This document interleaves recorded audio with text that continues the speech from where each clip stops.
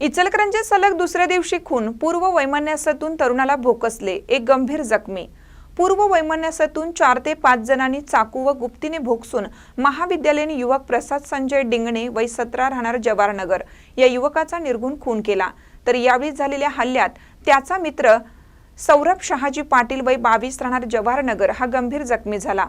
कबनूर येथील कबनूर हायस्कूल परिसरात रात्री 9:30 वाजण्याच्या सुमारास ही घटना घडली। या घटनेमुळे तणावाचे वातावरण निर्माण झालं होतं। चौघा हल्लेखोरांना रात्री उशिरा पोलिसांनी ताब्यात घेतलं। इचलकरंजीत सलग दुसऱ्या दिवशी खून झाल्याने शहरात तो एक चर्चेचा विषय बनला आहे। जवाहरनगर येथे राहणारा प्रसाद संजय डिंगणे हा कबनूर हायस्कूल येथे स्नेहसंमेलन पाहण्यासाठी गेला होता। त्यास जवाहरनगर भागातील 4 ते 5 हल्लेखोरांनी शाळेबाहेर बोलावून मारहाण करण्यास सुरुवात केली।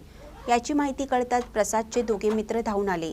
यावेळी 4 ते 5 हल्लेखोरांनी चाकूने प्रसादवर वार केला। यात बरगडीत गुप्तीसारख्या हत्याराचा घाव वरमी बसल्याने प्रसाद जागीच कोसळला, तर सौरभ शहाजी पाटील याच्या हातावर, कमरेवर तसेच पाठीवरही चाकूने वार करण्यात आले। त्यात तो जखमी झाला। ही घटना घडताच शाळेतील स्नेहसंमेलन तातडीने थांबवण्यात आलं। घटनेची माहिती मिळताच शिवाजीनगर पोलिसांनी घटनास्थळी धाव घेतली।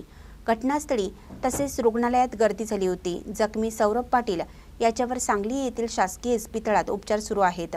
पोलीस उपअधीक्षक समीर सिंह साळवे, पोलीस निरीक्षक सचिन पाटील यांनी रुग्णालयात भेट दिली। संशयित अल्पवयीन असल्याचा पोलिसांचा अंदाज आहे।